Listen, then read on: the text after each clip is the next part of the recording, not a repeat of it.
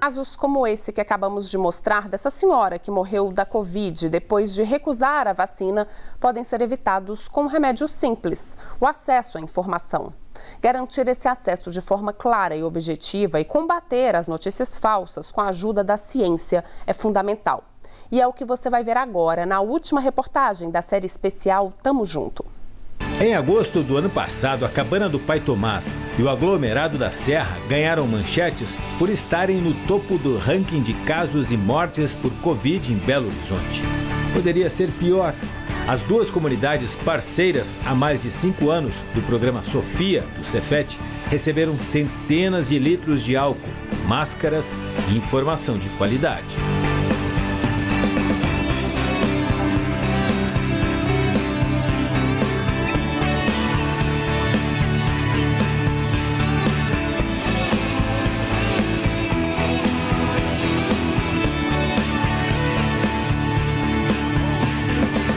Os mestres e doutores se aliaram a líderes de associações de moradores e ao movimento de luta nos bairros, vilas e favelas. A parceria colocou a ciência em pauta em vários espaços ali. Informação confiável sobre a Covid em meio à pandemia. Quando você tem informação, você tem muitas coisas a seu favor, né? A pessoa desinformada, ele é uma marionete na mão de qualquer um. Quando você tem informação, você tem poder de definir e de decidir. Isso é muito importante para nós. É importante lembrar que o conhecimento científico é um entre muitos saberes. Há muito a aprender nas comunidades, em bairros periféricos, onde há lideranças forjadas deste sentido de urgência nas limitações. Aqui muitos empreendem por necessidade, no fazer coletivo, na interação entre pais e filhos, professores e alunos. E aí, a escola tem um papel fundamental na construção dessa rede. A Escola Estadual Arão Reis, aqui no bairro Madre Gertrudes, é um exemplo disso. Aqui, os professores atuam como mediadores neste processo de aprendizagem e também são linha de frente na divulgação científica.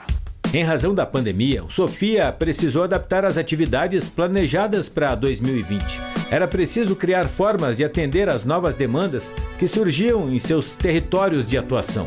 Assim, Cláudia e uma turma de professores e bolsistas criaram uma parceria com o programa Tamo Junto, o jogo de tabuleiro Quinteto Fantástico. É extremamente importante, nesse momento, a gente colocar a ciência em pauta, né, e a gente destacar o papel da ciência nesse lugar, da educação, da necessidade de investimento em educação, na necessidade de investimento na educação básica, para a gente formar futuros cientistas, a gente despertar o interesse pela ciência e a gente ter cada vez mais pessoas pensando sobre ciência, pensando na ciência e entendendo que a ciência ela é feita pelas pessoas. A ciência é uma construção social. No jogo, 5 personagens de diferentes faixas etárias se unem à ciência para vencer o vírus. Uma luta difícil, como a nossa. Eles precisam aprender a lidar com restrições e mudar comportamentos para evitar riscos. O tabuleiro ele tem 2 caminhos, né? Um caminho que é o caminho da ciência, que a gente chamou de sapiência, e o caminho do morbus, que é o caminho do vírus. Então a ideia é não deixar o vírus fazer esse caminho do morbus e vencer, né? Então, e isso só vai ser conseguido a partir da ciência, a partir do conhecimento, e um conhecimento que não está ali individualizado, ele está partilhado, coletivizado, e ele é construído nessa relação interativa. Os dados ditam o ritmo do jogo, e assim os jogadores avançam em casas específicas do tabuleiro. Cada posição gera uma carta. As cartas Pandemia têm eventos que podem ajudar ou prejudicar os personagens. Nas cartas Desafios, o jogador responde questões sobre proteção individual ou ações que previnem da doença ou aproximam do contágio. No jogo, as respostas podem fazer o vírus andar ou voltar casas. E aí está o grande aprendizado. As questões geram debates e reflexões sobre as escolhas. Um dilema da vida real. Seus vizinhos estão fazendo aquele churrasquinho na laje. Você foi convidada para ir lá. E aí, você vai? Letra A, não vou. Letra B, vou, não tem problema, é ao ar livre. Letra C, vou, mas vou de máscara. Letra D, vou lá só para cumprimentar o pessoal e volto. Alternativa A, eu não vou nesse churrasco porque é um risco para mim e para minha família. Brisa é bolsista do programa e, junto com outro colega, ficou responsável por pesquisar como fazer o jogo ficar mais leve e informativo, apesar da complexidade do tema. Um desafio e tanto para uma estudante de 21 anos. Informar sobre a Covid e ainda manter o interesse dos participantes naquela experiência.